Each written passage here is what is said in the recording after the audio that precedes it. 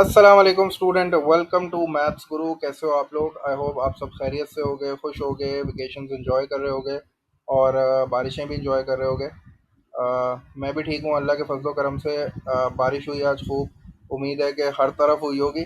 काफ़ी दिन से जो है वो धोखा ही हो रहा है, बादल आते हैं, पता नहीं कहाँ बारिश हो जाती है, समझ ही नहीं आता। हमारे इलाके में तो नहीं हो रही थी बारिश। तो आज जो है वो अल्लाह का शुक्र है कि बारिश हुई है और इन्जॉय किया है काफ़ी। अल्लाह ताला इसी तरह खैर की बारिशें जो है वो देते रहें और हम इन्जॉय करते रहें। बाकी तुम लोग भी खूब इन्जॉय कर लो भाई, थोड़े से दिन रह गए, उसके बाद इंशाल्लाह स्कूल ओपन हो जाएंगे। तो फिर तो टाइम नहीं होता भाई, पढ़ाई स्टार्ट हो जाती है। बाकी है कि स्कूल ओपन होने के बाद इंशाल्लाह कैम्ब्रिज का रिजल्ट भी आएगा, तो उसके लिए भी दुआ करते रहो। अल्लाह पाक आप सबको अच्छे ग्रेड से कामयाब करे, आमीन। बाकी इस वीडियो की बात कर लेते हैं इंशाल्लाह। इस वीडियो में I will be giving a brief introduction on A level mathematics. कुछ बच्चों की रिक्वेस्ट आई थी मेरे पास। उन्होंने मुझसे रिक्वेस्ट की थी कि सर ए लेवल मैथमेटिक्स के बारे में थोड़ा सा गाइड कर दें। तो मैंने सोचा कि एक वीडियो बना लेता हूँ, जितनी इन्फॉर्मेशन है मेरे पास उसको जो है मैं तुम लोग तक ट्रांसफ़र कर देता हूँ। तो आई होप ये वीडियो तुम लोग के लिए हेल्पफुल होगी इंशाल्लाह। बाकी बच्चों को भी थोड़ा सा आइडिया हो जाएगा कि भाई ए लेवल में अगर मैथ्स लेनी है तो जो है वो क्या क्या चीज़ें होंगी मैथ्स में। तो इंशाल्लाह ये वीडियो हेल्पफुल होगी। बाकी स्टार्ट करते हैं वीडियो को। अच्छा, सबसे पहले तो एक चीज़ इसको इस तरह समझ लो कि जैसे हमारे पास ओ लेवल 3 साल का होता है। जैसे हम ग्रेड 9 के बच्चे को कहते हैं कि वो O1 में है, ठीक है। और फिर जब वो ग्रेड 10 में आता है तो वो O2 में आ जाता है। और फिर वो जब ग्रेड 11 में आता है तो वो O3 में आ जाता है। तो ओ लेवल के हमारे पास 3 ईयर्स होते हैं। इन ए लेवल वी हैव 2 ईयर्स। पहले साल को हम AS कहते हैं और दूसरे साल को हम A2 कहते हैं, ठीक है। मतलब ए लेवल का जो पहला साल है वो AS कहलाता है, ठीक है। अगर कोई कहता है कि भाई मैं AS में हूँ तो आप समझ लेना कि भाई उसका ए लेवल्स का पहला साल है। और फिर जब AS कंप्लीट हो जाता है तो उसका ए लेवल का सेकंड ईयर स्टार्ट हो जाता है, तो उसको वो कहता है A2, ठीक है। और A2 कंप्लीट करने के बाद उसका ए लेवल्स जो है वो कंप्लीट हो जाता है। जिस तरह ए लेवल्स में 2 साल हैं, उसी तरह मैथ्स के भी 2 सब्जेक्ट्स हैं। एक को हम कहते हैं ए लेवल मैथमेटिक्स, जिसका कोड है 9709। और दूसरे का नाम है फर्दर मैथमेटिक्स, जिसको कोड है 9231। ठीक है, तो 2 सब्जेक्ट्स होगा हमारे पास मैथ्स के। एक को बोला ए लेवल मैथमेटिक्स, ठीक है, ए लेवल मैथ्स, उसका कोड है 9709। और दूसरा हो गया फर्दर मैथ्स, जिसका कोड हो गया 9231। अब इस वीडियो में हम ये नहीं डिस्कस करेंगे कि भाई ए लेवल में मैथमेटिक्स आपको लेना चाहिए कि नहीं लेना चाहिए, कौन कौन सी फील्ड्स ऐसी हैं जिसमें मैथ्स मैंडेटरी है, कौन सी यूनिवर्सिटीज़ ऐसी हैं जो मैथ्स का स्कोर मांगती हैं आपसे। मतलब हम मैथ्स की इम्पोर्टेंस ए लेवल्स में इस वीडियो में उस पर डिस्कस नहीं कर रहे हैं। इंशाल्लाह मैं कोशिश करूंगा कि उसके लिए जो है ना एक सेपरेट वीडियो बना दूं। उसमें मैं तुम्हारे सीनियर से भी जो है ना थोड़ा सा फीडबैक ले लूँगा, ताकि तुम लोग को और अच्छी तरीके से गाइड कर सकूँ। तो अभी मैं तुम्हें सिर्फ एक ब्रीफ सा इंट्रोडक्शन दे रहा हूँ, एक बहुत बेसिक सा इंट्रोडक्शन दे रहा हूँ कि भाई ए लेवल मैथ्स में जो है वो कितने पेपर्स होते हैं और कौन कौन से कंपोनेंट्स होते हैं, उसमें किस किस तरह के टॉपिक्स आते हैं। ठीक है, तो ये थोड़ी सी बात जो है ना हम इस वीडियो में कर लेते हैं, थोड़ा सा उसको ब्रीफ रखते हैं, ताकि ये है कि इन्फॉर्मेशन जो है वो तुम लोग तक अच्छी तरीके से पहुँच जाए। फिर इंशाल्लाह नेक्स्ट वीडियोज़ को फिर ऐसे करेंगे कि उसमें फिर हम जो है सिलेबस की भी बात कर लेंगे, फिर इंपॉर्टेंस की भी बात कर लेंगे मैथमेटिक्स की। और वो चूज़ करनी चाहिए मैथ्स के कौन से बच्चे जिनको इनको चूज़ करना चाहिए, क्या ग्रेड होता है जिस पे आपको मैथ्स चूज़ करना चाहिए। तो वो सारी बातें इंशाल्लाह जो है ना नेक्स्ट वीडियोस में कर लेंगे। अभी ये कि थोड़ा सा देख लेते हैं कि भाई ये ए लेवल मैथ्स जो है ना, अच्छा इस वीडियो में सिर्फ ए लेवल मैथ्स की बात हो रही है, फर्दर मैथ्स की बात नहीं करेंगे। सिर्फ ए लेवल मैथ्स जिसका कोड है 9709, इसकी बात करते हैं, ठीक है। अच्छा, ए लेवल मैथ्स में आपके पास 6 पेपर्स होते हैं, ठीक है। अच्छा, 6 पेपर्स मतलब यू हैव 6 कंपोनेंट्स। उसमें से आपको 4 पेपर्स जो है ना वो सेलेक्ट करके देने होते हैं, ठीक है। आपको 6 के 6 पेपर्स नहीं देने। आपके पास टोटल 6 कंपोनेंट्स हैं, 6 पेपर्स हैं, उसमें से you have to select any 4। और फिर उन 4 का आपको जो है ना वो पेपर देना होता है, ठीक है। अच्छा, अब पहले देख लेते हैं कि भाई वो 6 मैथमेटिक्स कंपोनेंट्स कौन कौन से हैं। तो उसमें हमारे पास 3 जो है वो प्योर मैथमेटिक्स के हैं, जिसको हमने पेपर 1, पेपर 2 और पेपर 3 बोला है। प्योर मैथमेटिक्स 1, प्योर मैथमेटिक्स 2 और प्योर मैथमेटिक्स 3। चौथा पेपर जो है पेपर 4, वो मैकेनिक्स का है, ठीक है। और जो पेपर 5 और पेपर 6 है that belongs to probability and statistics, ठीक है। अच्छा, अब इम्पोर्टेंट चीज़ क्या है? इम्पोर्टेंट चीज़ ये है कि आपको अपने एएस में, एएस मतलब ए लेवल्स के पहले साल में, you have to pick 2 components. इन 6 में से आपको 2 पिक करना है और फिर जब आप अपने A2 में आओगे, मतलब दूसरे साल में आओगे ए लेवल्स के, तो फिर आपको 2 और पिक करने हैं।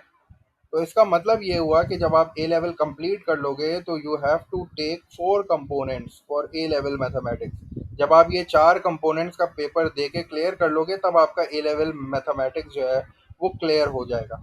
ठीक है। अच्छा, अब तुम रैंडमली इन 6 में से जो है वो दो दो करके सेलेक्ट नहीं कर सकते, उसका एक रूट होता है, वो थोड़ा सा डिस्कस कर लेते हैं। वो रूट ये है कि आपके पास ये जो प्योर मैथमेटिक्स है ना, ये है कंपलसरी, आप इसको नहीं छोड़ सकते। ठीक है, आपको इसको इसमें से दो पिक करने हैं आपको। ठीक है, यू हैव टू पिक 4। याद ये रखो कि आपको 4 कंपोनेंट्स चाहिए। ठीक है, आपको 4 कंपोनेंट्स का पेपर देना है। प्योर मैथमेटिक्स तो कंपलसरी है, इसका मतलब है यहाँ से दो तो पिक करने ही करना है।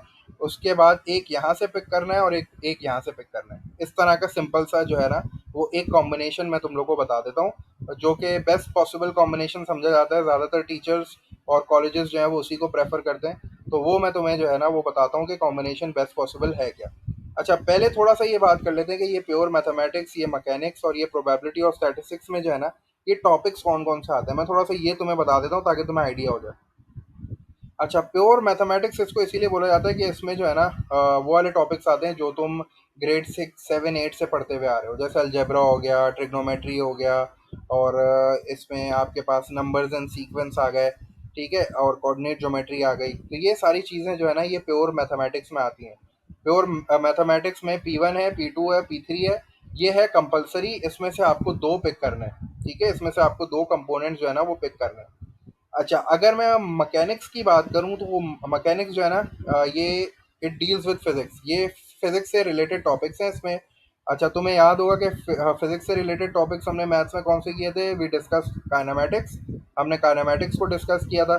फिर इसमें फोर्स और इक्विलिब्रियम से रिलेटेड टॉपिक्स भी आते हैं। इसमें पावर, रेट, वर्क, एनर्जी, उससे रिलेटेड भी जो है ना वो टॉपिक्स जो हैं वो आपके मैकेनिक्स के पेपर में आते हैं। ठीक है, तो ये बेसिकली थोड़ा सा जो है ना वो फिजिक्स बेस्ड होता है। इसमें जो फिजिक्स के कॉन्सेप्ट्स हैं ना आपके, वो यूज़ होते हैं। तुमने काइनेमेटिक्स देखा था, हमने काइनेमेटिक्स किया था। काइनेमेटिक्स में स्पीड, टाइम, वेलोसिटी, वो जो ग्राफ्स हमने किए थे सारे, तो वो जो है ना उस तरह की चीज़ें जो है ना वो आपके मैकेनिक्स के इस कंपोनेंट में आती हैं। प्रोबेबिलिटी एंड स्टैटिस्टिक्स, ठीक है, प्रोबेबिलिटी आप ग्रेड 11 में करते हो, और स्टैटिस्टिक्स जो है वो आपने ग्रेड 10 में किया हुआ है। ग्रेड 10 में आपने जो है वो काफ़ी डिटेल में उसको डिस्कस किया था, mean, median, mode, group data, ungroup data, और फिर जो है वो सारे जो है डाटा डिस्ट्रीब्यूशन हमने डिस्कस की थी। उसके बाद हमने चार्ट सारे डिस्कस किए थे, हिस्टोग्राम्स वगैरह बनाए थे।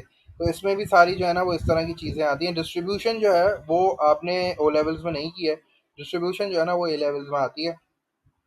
तो वहाँ जो है ना ये आपको देखना होगा। प्रोबेबिलिटी भी आपको करनी है और स्टैटिस्टिक्स भी है, तो ये दोनों का कॉम्बिनेशन है। इसमें परमुटेशन कॉम्बिनेशन भी आ जाता है। ठीक है, वो आपने नहीं किया, वो एड मैथ्स के बच्चे करते हैं।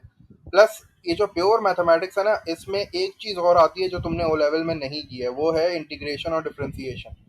इंटीग्रेशन और डिफरेंशिएशन ये एड मैथ्स का बच्चा करता है। तो एड मैथ्स जिन्होंने ली है ना, ओ लेवल्स में जिन्होंने एड मैथ्स दी है, तो उनके लिए ये प्योर मैथमेटिक्स का जो कंपोनेंट है ना ये बिल्कुल मुश्किल नहीं होता, क्योंकि इसमें सारे टॉपिक्स ऐसे होते हैं जो उन्होंने पढ़े हुए होते हैं। लेकिन जिस बच्चे ने एड मैथ्स नहीं पढ़ी हुई ना, उसको यहाँ प्योर मैथमेटिक्स में इंटीग्रेशन और डिफरेंशिएशन वगैरह भी करनी पड़ती हैं। यहाँ उसको परमुटेशन कम्बिनेशन वगैरह करना पड़ेगा जो उसने पहले से नहीं किया हुआ। ठीक है। तो अच्छा, फिर मेरे ख्याल से ये प्योर मैथमेटिक्स का जो पेपर 3 है ना, इसमें वेक्टर्स भी आते हैं, इसमें लॉगरिथम्स भी आते हैं। तो वो चीज़ें जो है ना वो ओ लेवल के बच्चों ने लॉग्स भी नहीं किए होते, वो भी एड मैथ्स के बच्चे करते हैं। तो इसका जो सिलेबस जब तुम देखोगे ना तो तुम्हें आइडिया हो जाएगा कि कौन से टॉपिक तुमने किए हुए हैं और कौन से टॉपिक तुमने नहीं किए हुए। लेकिन ये है कि प्योर मैथमेटिक्स में जो है ना वो लॉग्स भी आते हैं, और उसमें जो है वो डिफरेंशिएशन भी आती है, इंटीग्रेशन भी आती है। ये सारी चीज़ें जो है ना ये प्योर मैथ्स में आती हैं। ठीक है, मैकेनिक्स मैंने बता दिया, काइनेमेटिक्स हो गई, फोर्स, इक्विलिब्रियम, इस तरह के टॉपिक्स आते हैं। और प्रोबेबिलिटी स्टैटिस्टिक्स में हमने देख लिया, सारी स्टैटिस्टिक्स आती है और प्रोबेबिलिटी आती है। ठीक है, और परमुटेशन कॉम्बिनेशन भी आता है। बाकी ये चीज़ हमने देख लिया कि भाई अब हमें जो है वो रूट डिसाइड करना है कि भाई हमें जो है वो इन 6 में से 4 को सेलेक्ट कैसे करना है। अच्छा, पहली चीज़ तो ये है कि तुम अपने एएस जो तुम्हारा फर्स्ट ईयर है ए लेवल का, उसमें तुम्हें दो पिक करने हैं। ठीक है, और फिर A2 में तुम्हें दो पिक करने हैं। और मैंने तुम्हें बोला कि भाई प्योर मैथमेटिक्स जो है ना ये कंपलसरी है, तो यहाँ से तुम्हें दो पिक करने ही करने हैं। अब बच्चा सोचेगा कि मैं P1 और P2 पिक कर लेता हूँ पहले ही साल, P1 और P2 में पहले ही साल पिक कर लेता हूँ, लेकिन ये वाला जो रूट है ना ये एडवाइजेबल नहीं है। ये आपको बहुत सारे टीचर्स जो है ना ये मना करेंगे। आपको यहाँ भी दिख रहा है मैंने P2 नहीं लिखा। ठीक है, क्यों? क्योंकि तुम जब कैम्ब्रिज की जो उनका वो पूरा डॉक्यूमेंट है ना उसमें देखोगे ना, तो P1 और P2 जो है ना वो तुम लोग को डिस्करेज करते हैं। वो कहते हैं कि भाई ये आप ना सेलेक्ट करो क्योंकि इसके नुकसान है, क्योंकि इसमें कोई प्रोग्रेशन नहीं है। ठीक है, इसके इसको आप अपने ए लेवल के सेकंड ईयर में नहीं लेके जा सकते। इसीलिए जो बेस्ट पॉसिबल कॉम्बिनेशन है ना वो मैं तुम लोग के साथ डिस्कस करता हूँ। ठीक है, ज़्यादातर टीचर्स और कॉलेजेस भी जो है वो उसी को रिकमेंड करते हैं। वो है क्या? क्योंकि हमारे पास प्योर मैथमेटिक्स कंपलसरी है ना, तो तुम P1 जो है ना वो अपने एएस में सेलेक्ट करो, पहला सब्जेक्ट, मतलब पहला जो पेपर है, पहला कंपोनेंट जो है वो P1 पिक करो, और P1 के साथ M1 को रखो। ठीक है, पहले साल की बात कर रहा हूँ मैं, एएस की बात कर रहा हूँ। तो बेस्ट पॉसिबल क्या है पहले वो डिस्कस कर लेते हैं कि पहले तुमने एएस में P1 और M1 ले लिया। ठीक है, P1 और M1 का तुमने पेपर दे दिया। ठीक है, P1 की वेटेज जो है वो 30% होती है, P2 M1 की जो वेटेज है वो 20% होती है। मतलब एएस जब तुमने कंप्लीट किया तो तुम्हारे यहाँ 50% जो है वो मैथ्स हो गया। जब तुम A2 में आओगे तो चूंकि तुम P1 ले चुके हो तो अब तुम P3 लोगे। ठीक है, तुम P3 लोगे, और चूंकि तुम M1 ले चुके हो तो अब M1 के साथ तुम कंबाइन करोगे S1। ठीक है, M1 के साथ M2 ये सॉरी S2 कंबाइन नहीं होता। M1 के साथ आपका S1 कंबाइन होगा। आप M1 के साथ S2 नहीं ले सकते। क्यों? क्योंकि S2 में वो वाले टॉपिक्स आते हैं जो S1 में पढ़ाए जाते हैं। तो तुमने जब S1 ही नहीं लिया तो तुम जो है वो मतलब डायरेक्ट S2 नहीं ले सकते। तो बेस्ट पॉसिबल क्या है कि आपने P1 लिया, P1 के साथ M1 लिया, ये आपका एएस कंप्लीट हो गया, और फिर A2 में आपने P3 के साथ जो है वो S1 ले लिया। अच्छा, अब तुम एक मुझसे सवाल ये पूछ सकते हो कि सर अगर मैं M1 की जगह पे S1 ले लूँ, तो वो भी कर सकते हो बिल्कुल। मतलब ये कि आपने एएस में P1 और S1 ले लिया, और A2 में आपने P3 और S2 ले लिया, फिर आप M1 नहीं लोगे। ठीक है ना? फिर आप जो है जब S1 लोगे तो फिर डेफिनेटली आपको जो सेकंड ईयर में S2 लेना पड़ेगा। तो ये थोड़ा सा जो है ना इनका ट्रिकी सी इनकी प्रोग्रेशन है कि तुम्हें जो है वो प्योर मैथ जो है वो कंपलसरी है। तो हर साल तुम्हें प्योर मैथ्स में से एक तो लेना ही लेना है। तो तुमने पहले साल P1 ले लिया, और जो सेकंड ईयर है A2 का उसमें तुमने P3 ले लिया। अब P1 के साथ तुम्हें एक और कंपोनेंट चूज करना है तो तुमने बेस्ट पॉसिबल M1 ले लिया। ठीक है, क्योंकि मैकेनिक्स की एक तो वेटेज कम है, 20% है, दूसरा ये आसान भी है। ठीक है, ये थोड़ा सा आसान भी होता है, ये बच्चे कर लेते हैं नॉर्मली। और फिर जब दूसरे साल की बारी आई तो P3 तुम्हें जो है वो लाजमी लेना पड़ेगा, और उसके साथ तुम जो है वो S1 पिक कर लो। लेकिन अगर तुमने जो है वो एएस में S1 लिया हुआ है तो तुम S2 ले सकते हो। ठीक है ना? तो ये थोड़ा सा जो है ना वो इसके रूट्स के बारे में था। बाकी वेटेज मैंने तुम्हें बता दी, 30%, 20%, 30%, 20%। टॉपिक्स भी मैंने तुम्हें बता दिए भाई, मेनली कौन कौन से टॉपिक्स आते हैं। तो ये चार पेपर तुम्हें देने ही, ये चार पेपर दे दोगे तो तुम्हारा ए लेवल कंप्लीट हो जाएगा। और इसके साथ साथ if you want to take further mathematics तो आप बिल्कुल उसको भी चला सकते हो अपने साथ। लेकिन उसके लिए फिर शर्त ये होती है कि आपका मैथ्स बहुत अच्छा होना चाहिए, आपका मैथ्स का ग्रेड जो है ना वो बहुत अच्छा आना चाहिए। ठीक है, ओ लेवल्स में अगर आपका मैथ्स का ग्रेड बहुत अच्छा है, ए स्टार है, तो डेफिनेटली फिर जो है ना वो आपको फर्दर मैथ्स भी वो दे देंगे। ठीक है, तो बस ये थोड़ा सा था इन्फॉर्मेशन मेरे पास। बाकी इंशाल्लाह मैं कोशिश करूंगा नेक्स्ट वीडियोस में जो है ना वो इनका पूरा प्रॉपर जो इनका कोर्स है ना, कौन कौन से टॉपिक्स हैं वो थोड़ा सा जो है तुम लोग को गाइड कर दूं। और प्लस फिर ये भी बता दूंगा कि भाई मैथमेटिक्स लेने के क्या फ़ायदे हैं, लेना चाहिए कि नहीं लेना चाहिए, किन बच्चों को मैथमेटिक्स लेना चाहिए, क्या फील्ड है जो कि मैथ्स के लिए बहुत ज़रूरी है। तो वो थोड़ा सा इंशाल्लाह जो है वो नेक्स्ट वीडियोस में बात कर लेंगे। आई होप ये वीडियो तुम लोग के लिए हेल्पफुल होगी इंशाल्लाह। इससे रिलेटेड कोई भी क्वेश्चन हो तो कमेंट बॉक्स में कमेंट कर देना इंशाल्लाह। मैं तुम लोग को as soon as possible respond कर दूंगा। अंटिल देन टेक केयर, अल्लाह हाफिज़।